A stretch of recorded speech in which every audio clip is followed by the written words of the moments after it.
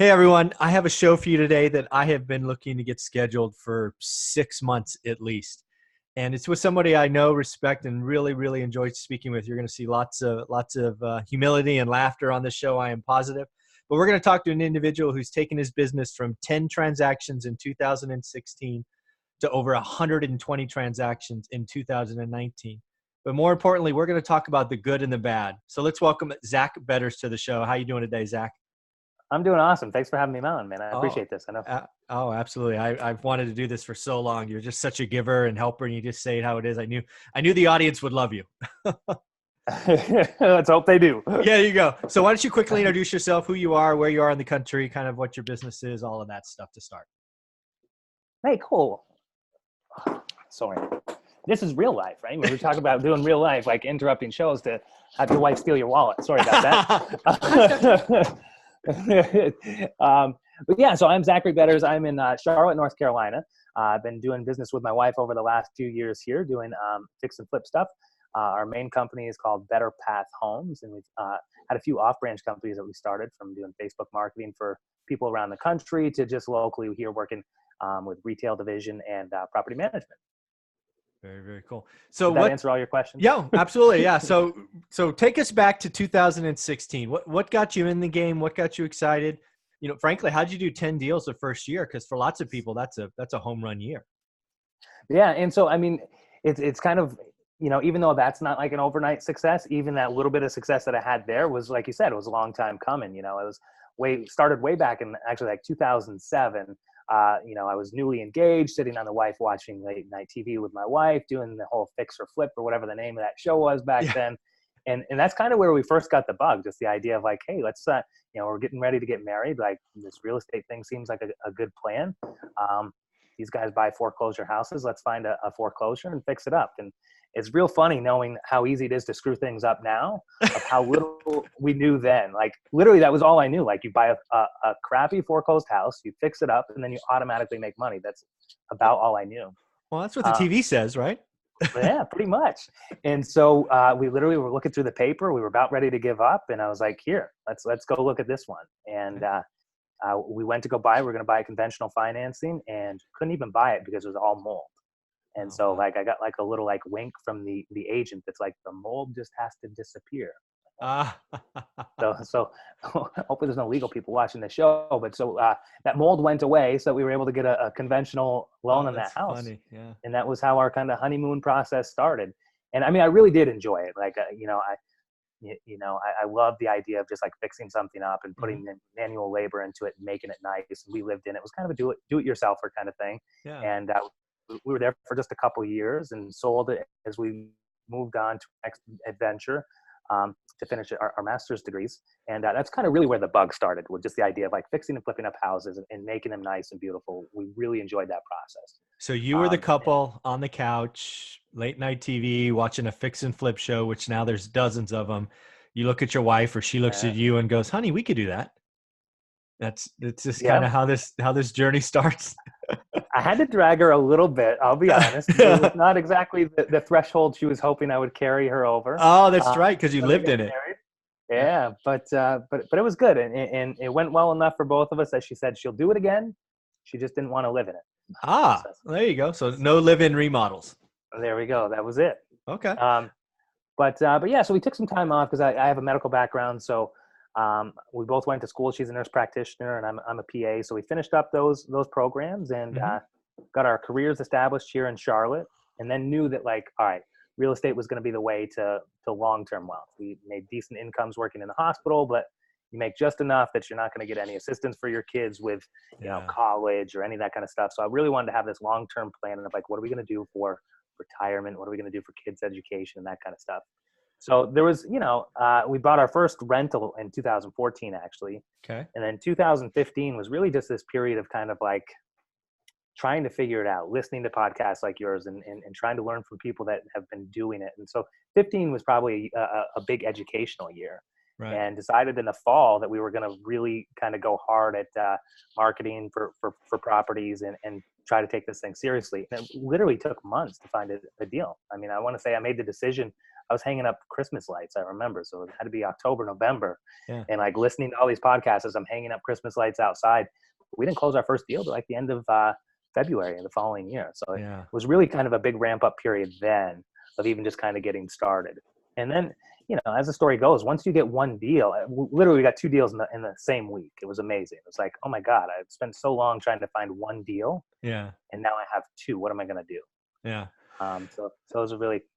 Yeah. So let's go back to the before the marketing and the education in 15. So I think we should talk about this because, you know, lots of people that watch or listen to podcasts or YouTube or just general social media and real estate kind of trying to make the decision, do I go get a job, right? You both are in the medical field. You actually took out, you have a gap in your real estate investing because of the education and establishing yourself in your career. I know personally you love to give back and help people. So, you know, I know that's who you are at your core, but I am curious, knowing what you know now, is there any part of you that says, you know what, we shouldn't have had that gap. We should have just gone all in sooner. I mean, I have no idea. Yeah. And I'm a pretty firm believer that things kind of happen the way that they were supposed to for one reason or another. Okay. A big part of why I'm where I am today is because of my wife and my wife's support. I'm going to get all emotional here. And she was not on board. Right. And so I think, you know, for me, like having that spousal support was really huge. Not only was she just like, oh, she was encouraging, like, sure, go do your thing. But like, no, like what I lack, like, you know, we offset each other really well. Mm-hmm. So like where I'm really strong, or let me rephrase this, where I'm really weak, she's really strong. Right. And so I couldn't be where I am today without her as my counterpart. And she was not ready. I mean, we had the conversation, you know, it's one of those things. It's a typical husband-wife stuff, right? Honey, you ready? You ready? Yeah. Honey, you ready? And it wasn't until like she was ready that we were going. And then it was like full speed ahead. I mean, then she wanted to push this thing faster than I did. She's like, here we go. Nice. And so that's probably one of the biggest reasons why I would say like, all right, for me, I don't know that I would have started it earlier. Okay. But from like a very like, you know, educational wise, like, yes, I think anytime you can get involved in real estate, like when was the time to get involved? Like earlier, whenever you started, like, yes, earlier, would have gotten started earlier. Right, is always the good answer, because you could be in a different spot in terms of the financing numbers, right? Like if I look at the financial numbers, like, yes, if we would have just done some of this stupid stuff earlier, but you don't know what you don't know, for one. Sure. And like I said, the big thing for me is like, if I would have pushed her in 4 years before she was ready, would she have given me any of the support?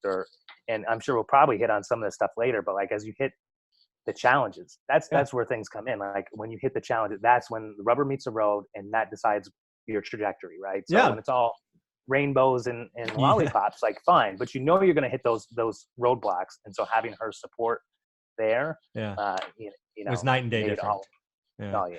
But let's talk about that, because I hear this so much, and sometimes it's the wife, sometimes it's the husband. It goes both way, or boyfriend, girlfriend, you know, whatever the relationships are. One person is more in than the other at the beginning. It seems to work that way a lot. I mean, how did you get her from being, I'll call it uncomfortable, my word, not yours, to being all in, fully supporting you, and realize it took 4 years? Was it the fact that you had a backup skill that you could fall back on? So she was risk averse, like you had that, or was it just she saw what you were doing and she got educated? Or, I mean, because that's what people need to hear is, how do I get my significant other on board if they're not on board today?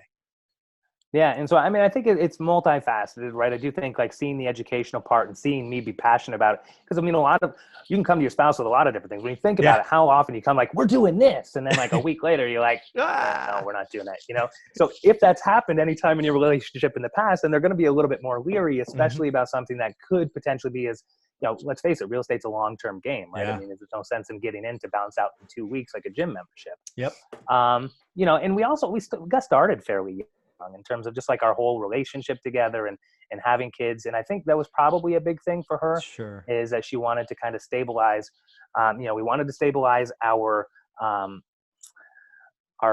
jobs, I guess you could say, our PA, our careers as PAs and NPs, but then also kind of establish our children. I'm terrible with years. I have to think of when my baby was born. probably the year before we got started, right? So I mean, we had already had 3 kids now that were probably 5, 3, and a newborn. That's probably about when we got started.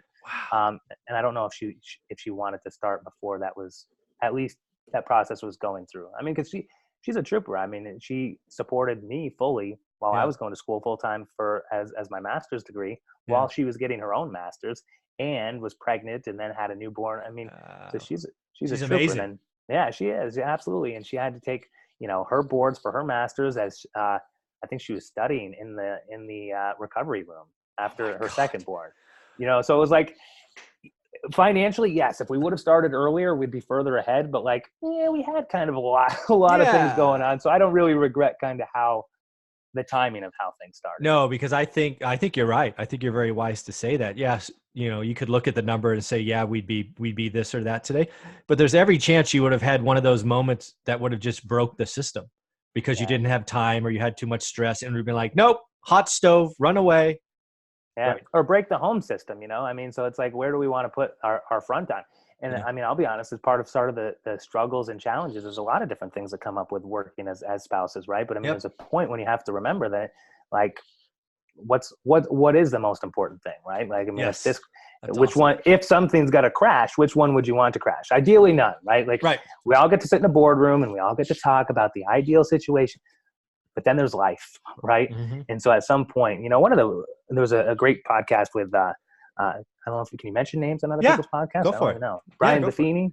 Yeah. But Brian Pavini has a real estate podcast, and he had something out there about balance, and it was just mind opening for me. Like, it's all basic. Like, so many things of life are like basic, and then somebody says to me like, oh my God, awesome. Right. Yeah. And so you think about like balance, and like for my whole life, I've been trying to balance personal and professional, and thinking that it's like going to be a teeter-totter that just kind of sits there. And like, cool, I found the balance point, but just like changing the mindset to the fact that you're always fighting, if nothing else, even if it is fairly well balanced, you're always fighting, opposing forces to kind of get it there. And oftentimes you are teetering back and forth between like, it's a little bit more business today. It's a little bit more relationship today. Yeah. And that is what normal balance is to a certain extent. That was at least freeing for me. And that like, stop looking for like oh my God, I've got it all figured out. And like, I can just, sit in a weight of water that's just going to hold me there. Like, there's some work that's involved to keep balance. That's awesome. Very, very well said. I love everything there. So let's go back. You make the decision, you're hanging Christmas lights. You don't get a deal for 4 or 5 months. That is so common, right? I can't tell you how many people didn't get a deal for, the average seems to be 6 months. Yeah. I mean, and you were working, right? You were investing, you were putting money out. You're like, this, I'm not seeing it. I'm not seeing it. How'd you keep going? Did you focus or did you spray and pray? Do you remember what it was like in the beginning? Chaos. Yeah. One of the nice things is actually because we were so busy, and sometimes I think for me, oftentimes I work better with a little bit of pressure and when I have constraints. Okay. So now I work a whole lot less than I used to. And now it's like, I don't want to say I can do whatever. I guess I kind of can. I mean, you have like your open schedule. Like I have 6 days a week that like you make your schedule and you can do whatever you want. And there's a point where there's never a good time to work. Like, well, not now, I'll do this later. But when we were first starting, I didn't even have the option. I mean, I was working probably between 12 and 14-hour days, and you had to travel on top of that. So, I mean, you're gone 13 to 15 hours a day. Somewhere in there, you've got to eat, sleep, and whatever else. Mm-hmm. So to be able to try to squeeze real estate in was like, this was your moment, Yeah. This was your moment to squeeze it in. So I didn't have much of another option. It's like, all right, I'm getting home. And if that's at 10 o'clock at night, I've got till 10 until I crash, whether that's 10 till 12, 10 till 2. I mean, there was definitely days that I would work real estate stuff from 10 p.m. till 2 a.m. and then get up and go back and do it again. And so because I had this limited, period to do it, like, we didn't have a ton of money that we were investing into marketing, that kind of stuff. We were doing a little bit of direct mail and responding back to people as we could. But it was, searching through Craigslist and searching through Zillow and searching through MLS to be able to try to find a deal. Actually, one of those first deals that we got was an MLS deal. That's awesome. And the other one was a HUD home. There you go. That I think I found on Zillow. Yeah. So people need to hear this, right? You, again, working 10 p.m. to 2 a.m., just hustling because you had day commitments. My story is very similar, as you've heard, right? I had 15 minutes a day between my, 12, 13-hour day job plus traveling over the godforsaken world. I had 15 minutes a day to look, and all I did was look at the MLS, right? It's all I had, right? Yeah. So very similar story. If I didn't do it there, it wouldn't happen for the day. And that just was unacceptable to me. So, Right. Yeah. that's very cool. All right. So you found a couple of deals on the MLS. Which one do you want to talk about? Which one's more fun to talk about? I always like to talk about a first deal, the HUD home or the MLS deal. So it's funny, and how I like the story of how they came together. Do it. So the HUD deal was technically the first deal. Make sure I got this right. Yes, the HUD deal was the first one that came in, and so we started to kind of work with this, and we were working with conventional financing. And you hear about like analysis by paralysis and not focusing too much on like the wrong things. But I remember my wife and I were having an argument about a website. Like, do we have a website or do we not? Like, we're not even doing anything. What the hell do I need a website? And she's like, no, we should have a website, whatever. So we splurged in $50 and got the damn website for $50 a month. And we wound up in a pinch where we needed to get private money because we couldn't close on this deal. Long story short on this one is we were dealing with conventional financing, told the guy the whole nine about the house. And like a week before they go to close on it, they do their little walkthrough of the property. They're like, yeah, there's no floor in there and there's holes in the wall. I'm like, dude, I told you all of this stuff. He's like, well, I can't close on that. I'm like, oh my God, what are we going to do? Oh, wow. And so another even longer story about how we kind of found this private money guy, but pitched the deal kind of to him. And literally he wrote back to my email. He's like, dude, you got a website and everything. You are legit. Like, yeah, here's the money. I'm like, oh my God, that was the best $50 we ever spent. So kind of how those deals kind of came together was pretty nice. I like that story for that one. The other one was the MLS deal where we were working with an agent and put the offer in for this. I think it might have been a pre-foreclosure or whatever, and forgot about the deal. It was like 2 months ago that we put the offer in. So we just found out that we got this HUD home under contract. We're like, yes, we finally get to do a deal.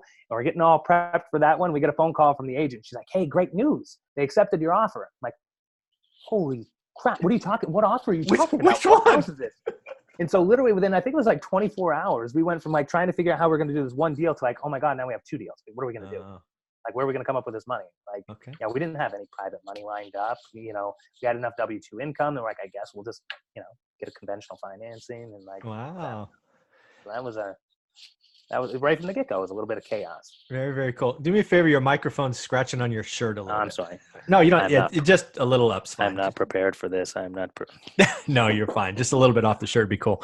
All right. So what was the plan for these first two? Would you call these flips right away? Was that the plan for these two?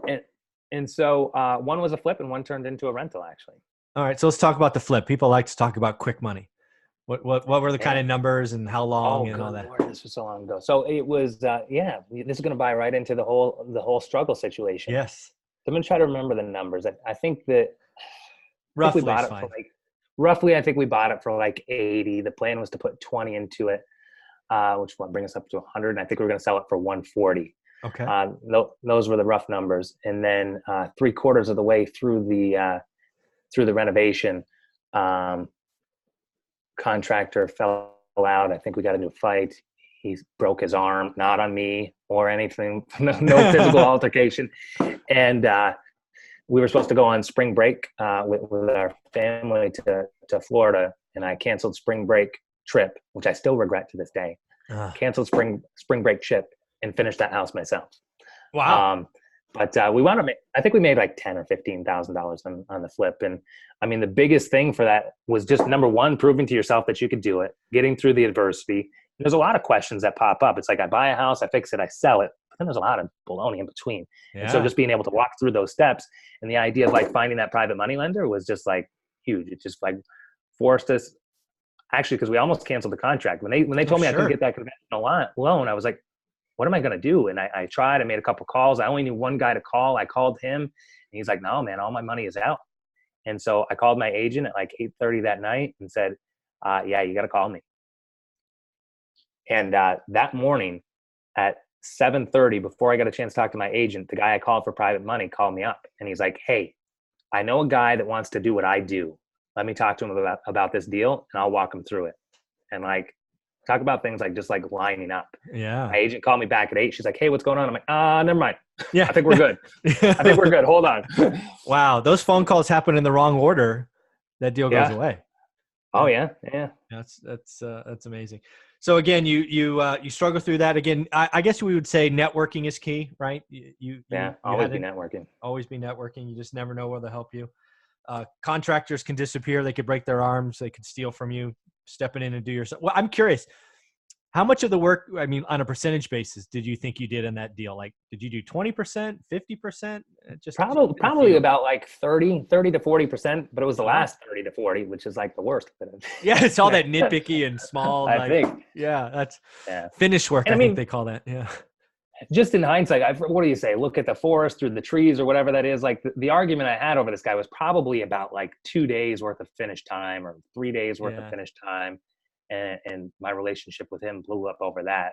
Yeah. And in return, I gave up literally a week of my time. That was, as we went through this trajectory, like it's probably the last time I would have had to spend with my kids, before, really going full-time in real estate and full-time working at the same time, like working 2 full-time jobs essentially. Yeah. So over a few days, and a couple bucks, probably I gave up my whole week. So was it worth it? I don't know. Yeah. So the lesson learned there is, don't worry about the pennies, or step over dollars to pick up pennies, or whatever you want to say, something like that. Yeah, basically. Really think about that. Okay. So you get the first 2. So one becomes a rental. That's right. You make a couple of bucks, 10, 15 grand on the first one. What were some of the ups and downs through 16? So you exit the year, if my numbers are correct, with 10 transactions.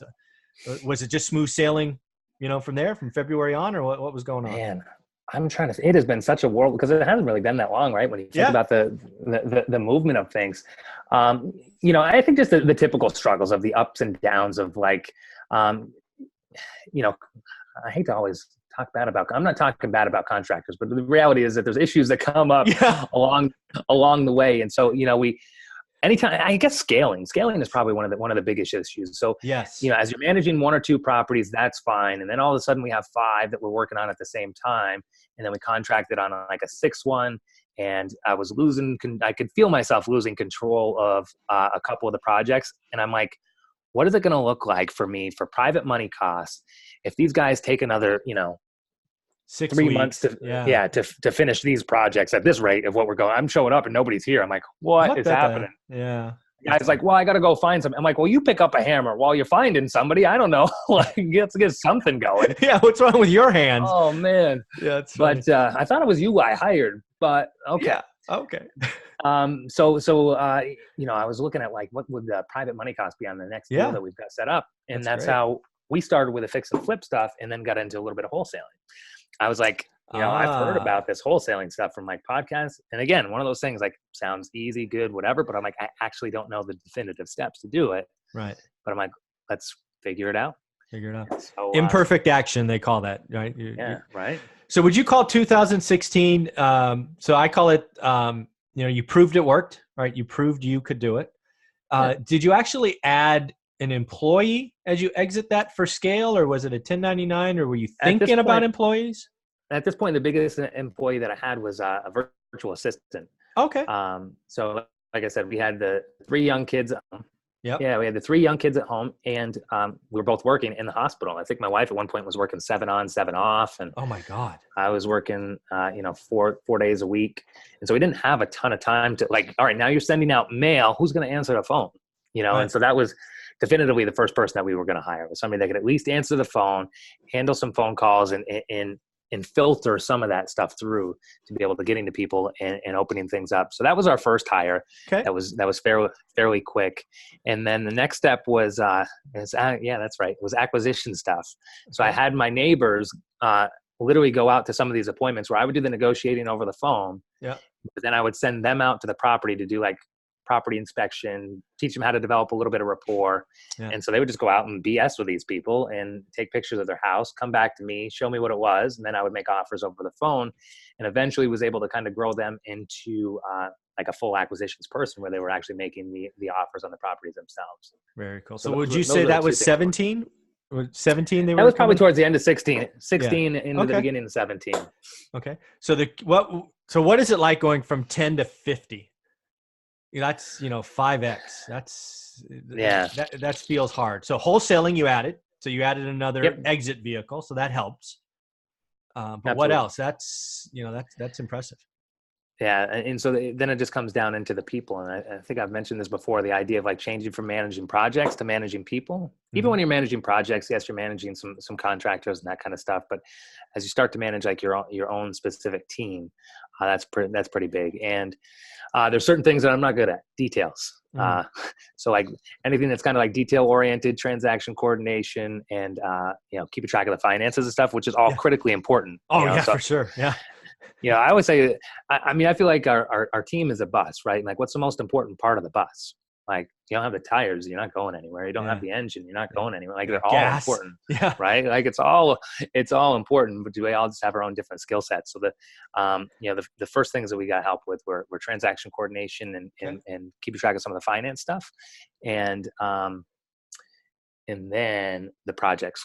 Just because, like I said, I had this habit of kind of losing control of the projects because I'm, at the hospital trying to like manage people via phone calls. One of our big goofs was putting a little bit of faith into somebody a little bit too early.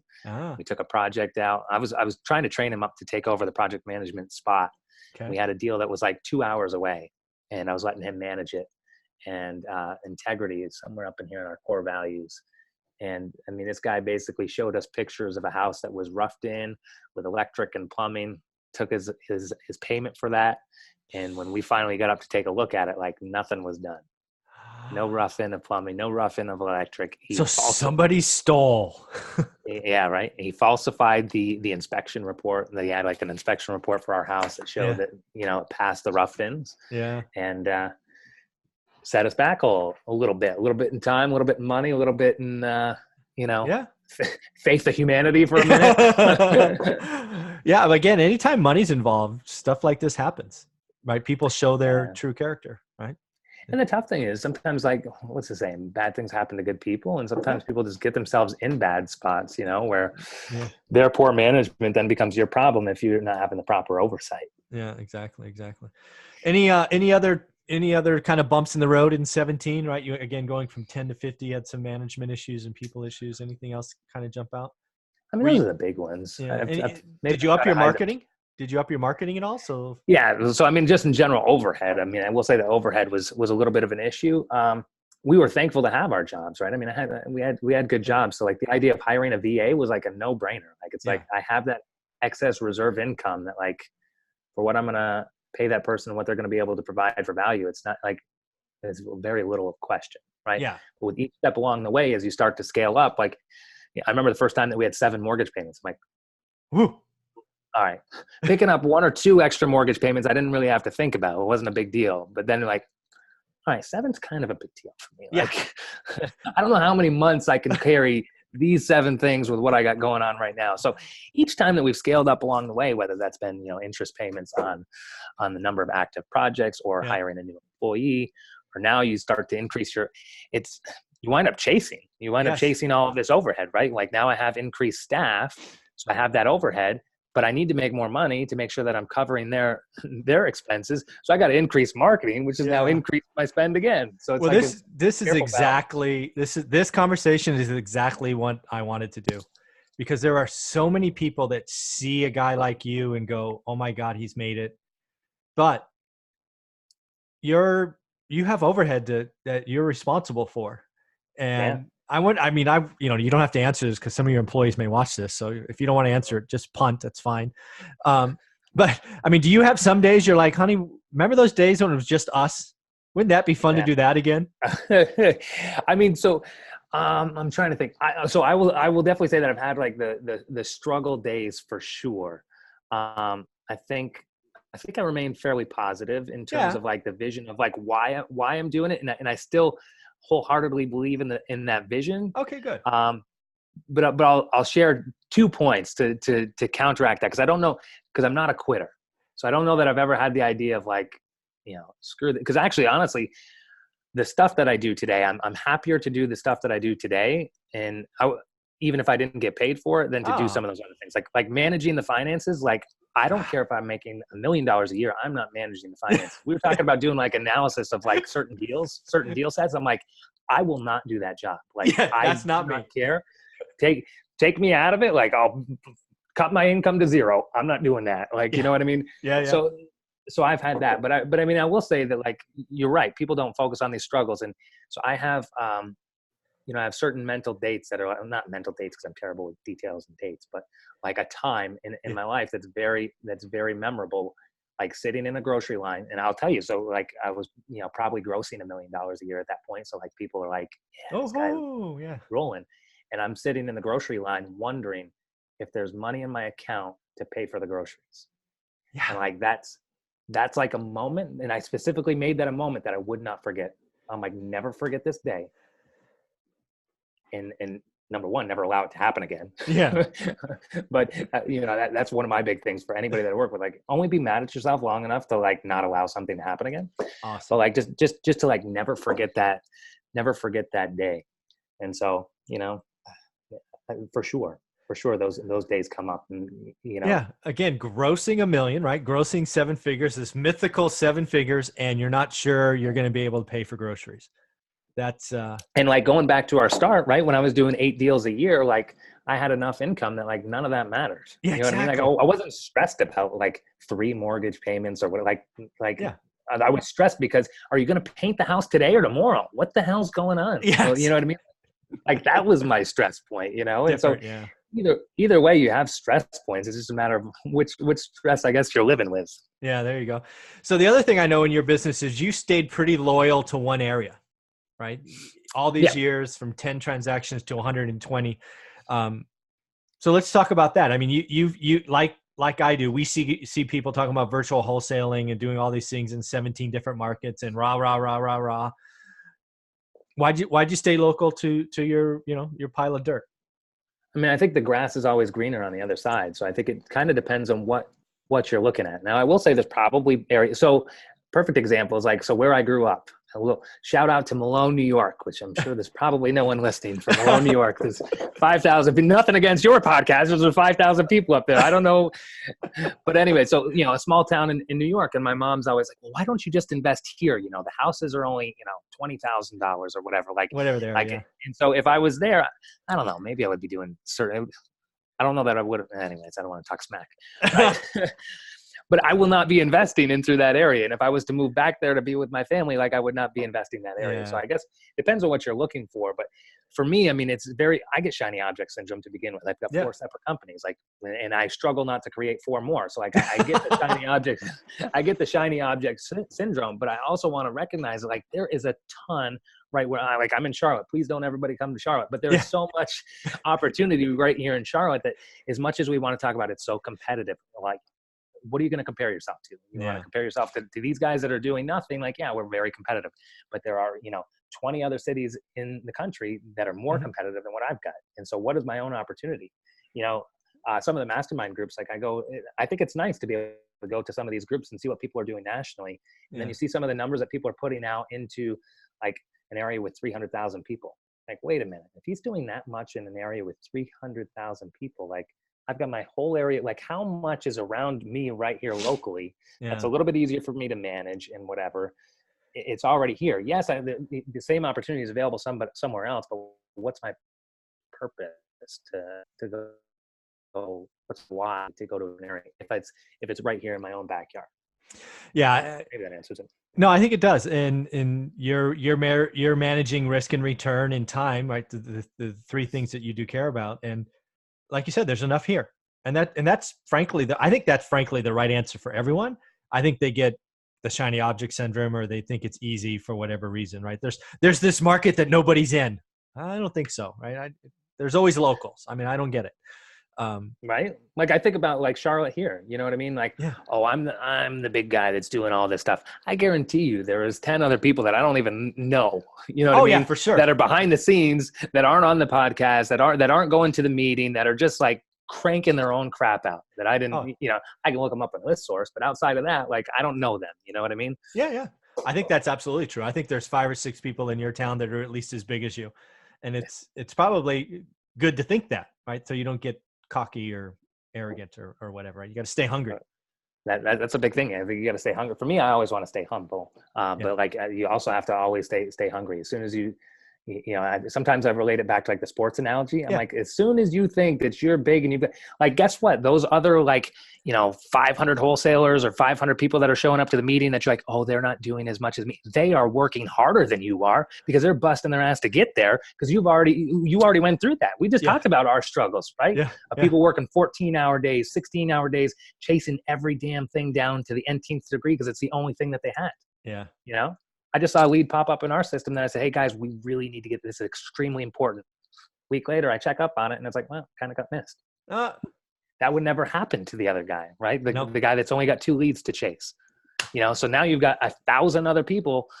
That number keeps getting bigger. I started with 3,500. Now we're at 1,000, whatever that number is. There's a lot of hungry darn people out there that are if they're going to outwork, don't let them outwork you just because you're big. Yeah, exactly. I love that. All right, so let's switch gears a little bit and talk about 2020, man. We're almost into a new decade. How crazy is that? 2020. Yeah. What do you see yourself, your wife doing as you let's just talk about the next decade. I mean, have you thought that far ahead what you want to be doing? Because you kind of have it kind of feels like you're in a great space today, honestly, right? You get to choose your own schedule, you get to bounce around 4 different companies. You're happy. At least that's what you're exuding on camera. On the camera. Wait till this thing turns. Do you hit stop? So what are you and the wife doing next decade, you think? Next decade. So, I mean, I don't know that I've thought like 10 years out. I don't know whether I'm supposed to or not, but I don't know that I've thought that far out. Okay. But I mean, a lot of our big strategy kind of change, I think, is actually bringing these 3 companies together and looking at things a little bit more, trying to get less transactional with life. I mean, we're still going to do transactional stuff and, really have a team kind of set up and focused and trained to be able to handle a lot of the transactional stuff. Like you said, that quick money and the quick wholesale or the quick flip and all that kind of stuff. Really for me, like on my board back in through here, I have, my word of 2019 was like influence. Like I want to be able to be a more positive influence on others. And whether that's through real estate or whether that's through personal life, coaching my kids' softball team, like just, keeping the idea of, like I said, kind of giving back and like being able to influence things. So I really want to be able to ideally position myself to be able to influence my team, have them be able to influence other people and focus a little bit more on that type of stuff. Sure. If I ever get this dialed in the way that I want to, with the 3 companies. So the 3 companies are property management company, the retail firm, and the investment company, and really focusing on relationships that we can recycle. I mean, if you want to use it in that terms, recycle into there. If your one rental at a time stuff is awesome. Like if I can find, 20 people in my market that want to read your book and think that that's an awesome way. And then I can be, a positive influence and encourage them, but then also be a source for them of properties and a source to manage their properties and, sell them when they're done. Like focusing on that stuff, I think I have a bigger influence in the world. And then it's a lot less transactional for me. And it gets me more into, like I said, managing the people, which is more of what I want to do. Well, I tell you what, you can absolutely do that. I have no employees, no desire to do any of that. And I think I've completed, meaning exited 38 transactions where I've bought. So you have to change up what you're buying, right? You got to buy rental quality stuff. Yeah. You fix them up nice, right? Still do the granite, still do the floors, all of that. Cause you want to basically create something that has, ideally no capital expenses for, 3 or 5 years. And people are beating down the bush, and I have more people asking for what I call pride of ownership rentals.